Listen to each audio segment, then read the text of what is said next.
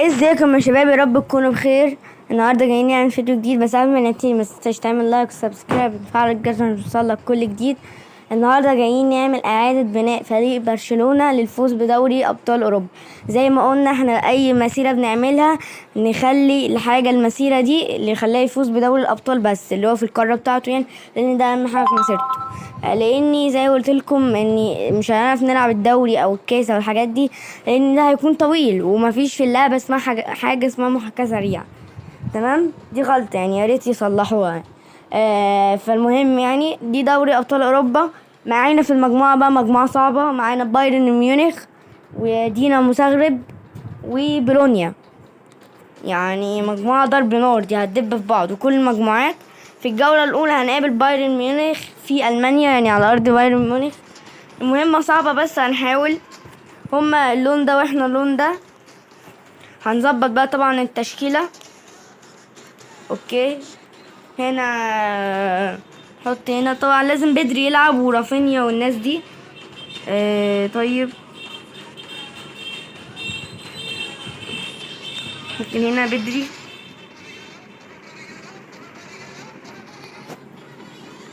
طيب هي دي التشكيلة. انا كان نفسي انزل رافينيا، حلو رافينيا بس مفيش. وهنزل طبعا اراوخو طبعا يعني مكان.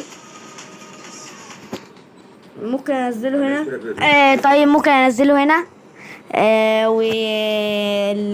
والدفاع كده ممكن يكون حلو يتغير شوية يعني.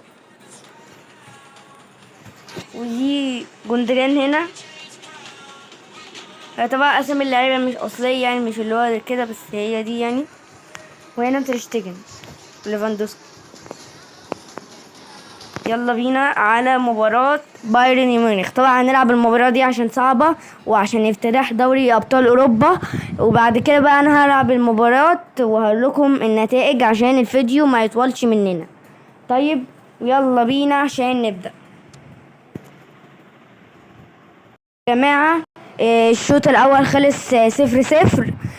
وكنا بنلعب وفي انفراد ليفاندوسكي بس للأسف ضيعه. وكان في شوية تاني بس مانو نير تألق.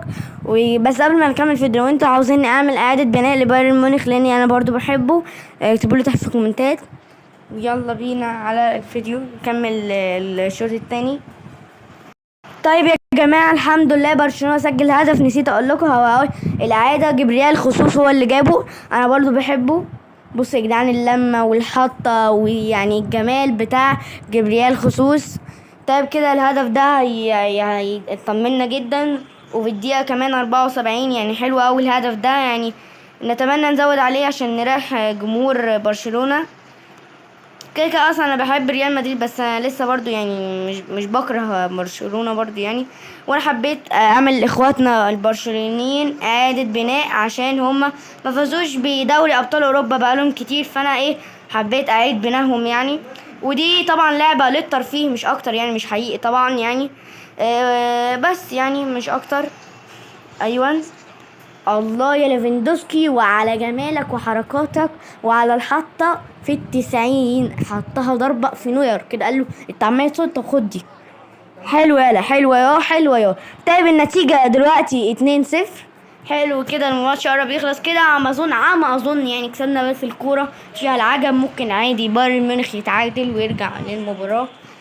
5 دقايق والحكم صفر بقى حكم. الحمد لله صفر الحكم وكسبنا 2-0. خدنا اول 3 نقط من البافاني بايرن ميونخ. طيب حلو قوي. كده ناقص بقى الفرق الصغيرة اسمه ايه، بولانيا، الحاجات دي، دينامو زغرب كده يعني. طبعا هلعب بقى الماتش الجاي اللي هو تعالوا نشوف هيكون ضد مين. اللي هو نشوف ريال مدريد عمل ايه لان انا بحبه. دورتموند خسر من تشيلسي 2-0. وباريس اتعادل مع انتر ميلان. ويونايتد كسب بورتو. واشبيليا كسبت. وبولانيا كسبت دينامو زغرب. وريال مدريد اتعادل مع مانشستر سيتي، يا الهي. طيب الجولة اللي بعديها هنقابل دينامو زغرب. هلعبها واجيلكم، يلا العبها. طيب يا جماعة، اول ماتش خلص 3-0 الحمد لله. واللي سجل الاهداف بدري وليفاندوسكي وجوندجان. وكنا بنلعب تكتيكيا، يعني كنا بنلعب حلو الصراحة يعني. ما كنتش شايف الصراحة يعني ان هم عملوا حاجة وحشة، كان حلو الصراحة يعني. طيب، وهم يا جدعان اللي سجلوا الاهداف اهو يا جدعان، اكيد شايفينه. وهنا طبعا النتيجة 3-0. كنا بنلعب الصراحة تكتيكيا حلو يعني الصراحة. تعالوا بقى نشوف هنقابل مين في اكيد الجولة الثالثة. طبعا هنقابل اللي هو اللي هو اسمه الفريق، انا نسيت يا جدعان، بولونيا. هلعبه برضو واجيلكم. طيب، انا حاسس ان التشكيلة مش وحشة، حاسسها يعني كانت حلوة. وجندجان كان بيقدم حلو. بايرن ميونخ كسب بولونيا. هنقابل بولونيا دلوقتي. ودي طبعا هتكون التشكيلة. طبعا عاوز انزل رافينيا، بس الصراحة هم كلهم بيلعبوا حلو، انزله مكان مين؟ مش هينفع بقى، فاسيبه كده، يعني اسيبه كده، اروح العبه واجيلكم. طيب يا جماعة، الماتش خلص الحمد لله 2-0 برشلونة، واللي سجل اهداف بدري وليفاندوسكي، الاتنين اللي انا بحبهم في برشلونة. والاداء كان كويس، كان تكتيكي، وجات لنا كذا فرصة، بس للاسف ضيعناها يعني. وهم ما عملوش غير كام محاولة كده بس. تير شتيجن كان في الميعاد. طيب، انا اظن ان التشكيلة دي حلوة. لو لسه ما عملتش لايك لحد دلوقتي بقى من هزعل منك. يعني انت، يعني ايه اللي هيحصل لو عملت دوس؟ يعني الدوس هتزعلك مثلا؟ وكمان عشان اصدق ان انتوا برشلونيين، انت عشان اتاكد ان انتوا اللي بتتفرجوا على الفيديو برشلونيين. طيب، ريال مدريد عمل ايه بقى؟ ريال مدريد كسب يوفنتوس، والسيتي خسر من لشبونة. سبحان الله يا اخي. ودي المواجهات. وبالجولة الرابعة هنقابل مافاني بايرن ميونخ هنا في اسبانيا على ارض برشلونة. طيب، دي طبعا هتكون التشكيلة كالعادة. طبعا لامين يامال ما قدمش اداء، بس انا بحبه فهخليه. طيب، او ممكن انزل رافينيا مكان جبريل خصوص، مع ان جبريل خصوص حلو، بس هنزل مكان رافينيا. لو ادى اداء وحش رافينيا هنزل مكانه جبريل خصوص. انا معرفش اسمه عشان محدش يتريق عليه، بس انا بقول يعني ان اسمه كده. ودي هو ده التشكيلة، واروح العب المباراة واجيلكم. يلا. طيب يا جماعة، الحمد لله برضو الماتش خلص، مش هتخيلوا يعني كسبنا بولونيا بالعافية 2-0.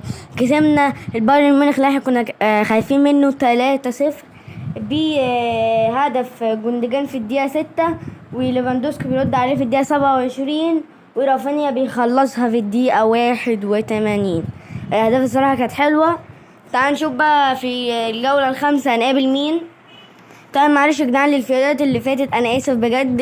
الفيديو كان بيقفل لوحده، صدقوني هو كان بيقفل لوحده. احاول اصلح المهمه دي، واهو انا بصور لكم اهو مركز على البرنامج عشان ما يقفلش. طيب، ريال مدريد كسب مانشستر سيتي اخيرا. طيب، احنا ب 12 نقطه وهم ب6 نقط، يعني الفرق 6 نقط كمان. يا لهوي، ده احنا بنكتسح الجميع. طيب، هنقابل دينا زغرب، العاب واجيلكوا. طيب، دي التشكيلة. طبعا رافينيا ما قدمش اداء قوي يعني انا كنت عاوزه، فما نزل مكانه جبريل خصوص. طيب، واروح العبه واجيلكوا. طيب يا شباب، الحمد لله الماتش خلص 2-0 برضو. تقريبا كل المواجهات في دور المجموعات كانت اتنينات، وكان في تكتيك. وفي اخر الماتش تريشتيجن تصدى الانفراد صريح برجليه الاتنين، حطهم كده نفس ايدرسون، والتصديات دي تصدي عالمي. واللي سجل اهداف جوندجان وجبريل خصوص. طيب، بس يعني، وكان اللعب كان حلو، يعني ما كنتش بأسى زي يعني فرق لما كنت بعمل. وريال مدريد كسب لشبونة، واتلتيكو مدريد خسر مش عارف ازاي الصراحة. واحنا في اخر مواجهة هنلاعب بولونيا، هروح العبه واجيلكم. بفكر مع اني بموت في لامين يامال، بموت فيه وبحبه جدا، بس عشان للاسف ما قدمش اداء هنزل مكان رافينيا، مع ان رافينيا برضو ما قدمش اداء، بس ما لازم انزل حد علشان كده. عشان ولا اقول لكم تعالوا ننزل جواي كانسيلو، مش عارف اسمه ايه، بس هو ده اسمه امازون يعني، اكتبوا لي ده اسمه الاصلي ولا لا. اسمه جواي كانسيلو. طيب، هلعبه مكانه. ايوه ينفع. هشوف هيلعب تكتيك ولا لا. وجواي فيليكس برضه عاوز انزله، بس مش هينفع اطلع ولا جندجان ولا بدري ولا جي بونج. برضه اللاعب ده اللي انا بقوله ده ما قدمش اداء برضه كويس قوي، بس انا الناس بتقول انه حلو ينفع العبه. وبس هي دي هتكون التشكيله. حاجات صاعدين مرتاح من دور المجموعات يعني، بس احنا ايه، خلينا برضو نأمن نفسنا واروح العبه يا جدعان واجيلكم. يعني الهدف ده الهدف الاول يا جدعان ليفاندوسكي. بص يا جدعان، بصوا الجمال بشماله ايه. خدت بالكم من حاجه، ان اي ماتش لازم ليفاندوسكي يسجل. طيب هلعب بقى الماتش واجيلكم. طيب يا جماعه الماتش خلص 2-0 الحمد لله. عاوز اشوف اهو كسبنا بولونيا وكده، خلصنا دور المجموعات الحمد لله. تقريبا احنا كسبنا كل ماتشاتنا. كسبنا كل ماتشاتنا. تعالوا نشوف بقى هنقابل مين في دور ال16. هنقابل الفريق ده الصراحه معرفوش يعني، والحمد لله خلص. طيب يا جماعه الجزء الاول كده خلص، عشان لو انا طولت اكتر اسمه البرنامج هيقفل لوحده وانا مش عاوز يقفل. فكده الجزء الاول خلص. متنساش تعمل لايك، ويلا سلام.